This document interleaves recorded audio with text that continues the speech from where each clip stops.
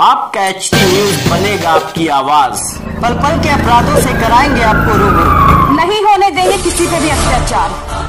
हम हैं आपके साथ और देखते रहिए एचटी। नमस्कार दोस्तों, मैं विक्रम आपका स्वागत करता हूं एचटी न्यूज में। जैसा कि हम आपसे हमेशा कहते हैं कि अगर आपके साथ हुई है कोई घटना तो हमें ज़रूर बताएं।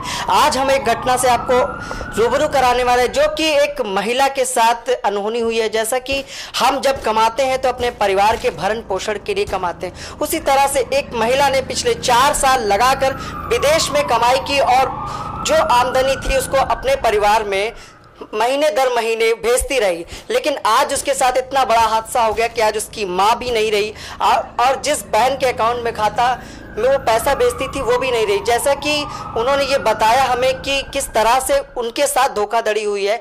उनके जीजा ने उनके जो भी कमाए हुए पैसे थे उनको निकाल लिया है, उनके साथ 420 किया। ये जानते कि पूरा प्रकरण क्या है, किस तरह से इनके साथ धोखाधड़ी का शिकार ये हुई हैं और इनका पूरा परिचय क्या है। मैम, क्या नाम है आपका? सितारा खातून। तो ये बताइए शुरू से कि क्या हुआ, किस तरह से आपके साथ ये ठगी हुई? मैं 4 साल से विदेश में रहती थी और उसके बाद जब मैं विदेश से वापस आई, मेरी सिस्टर का इंतकाल हो गया। जब मैं वापस आई मैंने अपने भाइयों से इंतकाल हो गया। क्या नाम था सिस्टर? मीना खातून। उनका इंतकाल हो गया।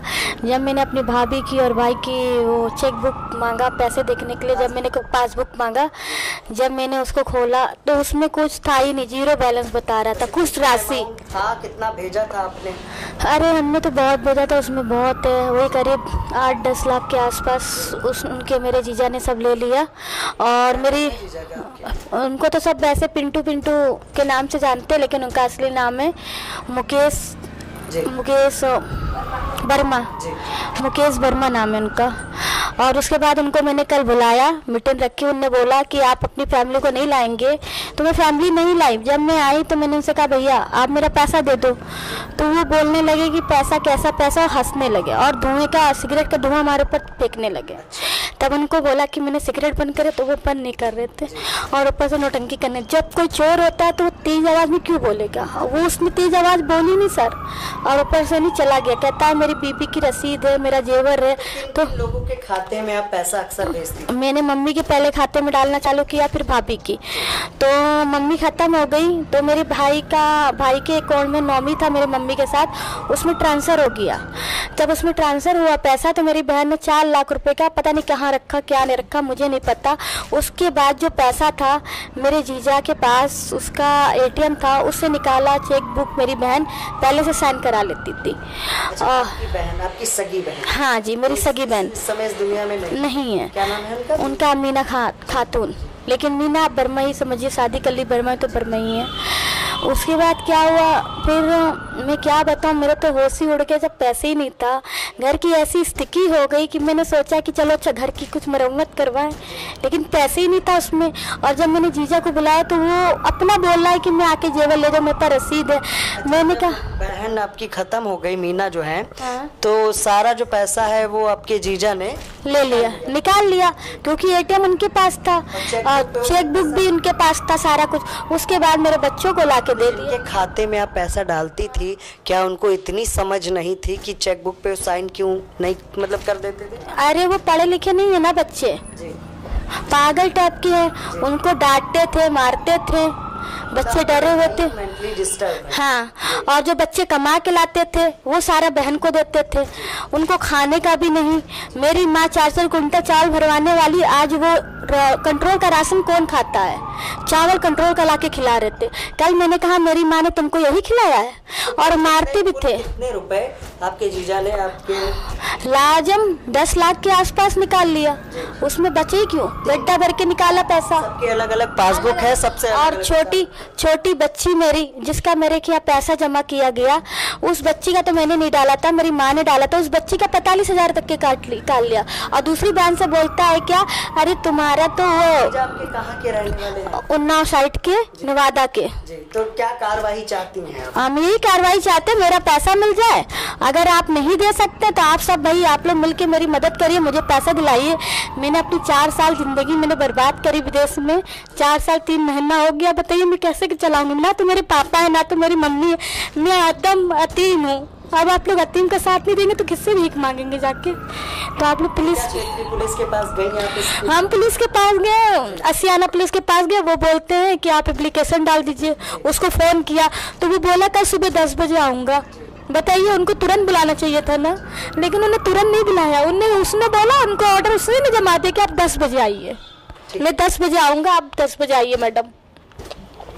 हम तो आए आपसे मदद मांगने, तो आप उसको बुलाते ना, हड़का कर नहीं, तो उन्होंने नहीं बुलाया।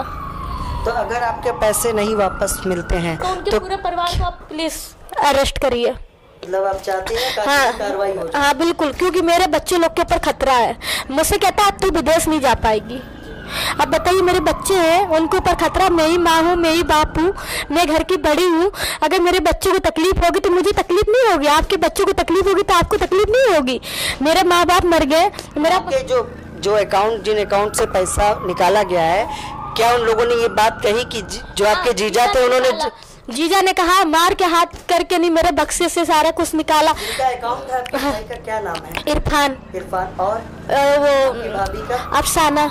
इन दोनों ने बताया कि जीजा नहीं, उसको पता नहीं उसको क्या किया, उसको भगा दिया घर से। फिर भी पासबुक पे साइन कराया, ये बताया?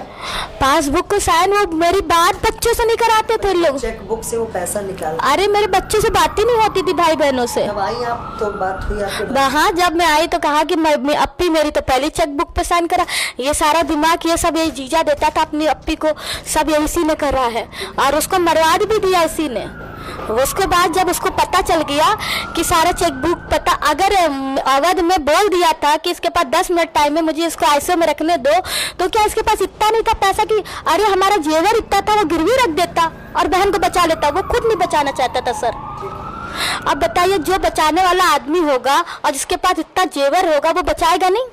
उसको चाहिए ना। वो लोग बंतरा से अपने वहाँ आते हैं, शहर आते हैं, वो बंतरा लेके भागा और बंतरा लगा के पता नहीं कौन सी ऐसी सुई लगाई कि उसके बदन में पूरे काले चितक्के, नीले चितक्के, मुंह से पेना और हाथ से खून। और अगर डॉक्टर, बंतरा का डॉक्टर अगर भेज रहा था तो बॉडी क्लीन करके, हाँ विदेश में थे, लेकिन जब हम आएंगे तो सब यही बताएंगे ना। सब लोगों ने बताया, जिनने नहलाया था उनने बताया। अब बताइए, अगर डॉक्टर कोई भेजता तो बॉडी क्लीन करके पूरी भेजेगा ना, लेबल लगा नहीं भेजेगा। उसके पूरे बॉडी पर लेबल लगा था, क्योंकि डॉक्टर खुद ही समझ गया था कि इसी ने मारा है। तो ये थी पीड़ित महिला की पूरी आप बीती, जिस तरह से एक एक पाई जोड़ जोड़ के 4 साल उसने विदेश में कमाई की और घर परिवार को बनाने की पूरी कोशिश की। वहीं उसका जीजा उन पैसों से अय्याशी कर रहा था। जब 4 साल बाद विदेश से वो वापस आई तो उसको ये जानकारी मिली कि उसका सारा पैसा जीजा की अय्याशी में जा चुका। अब ये देखना है कि इस पूरे मामले में आशियाना थाने की पुलिस क्या पीड़ित को न्याय दिलाने में सक्षम हो पाएगी?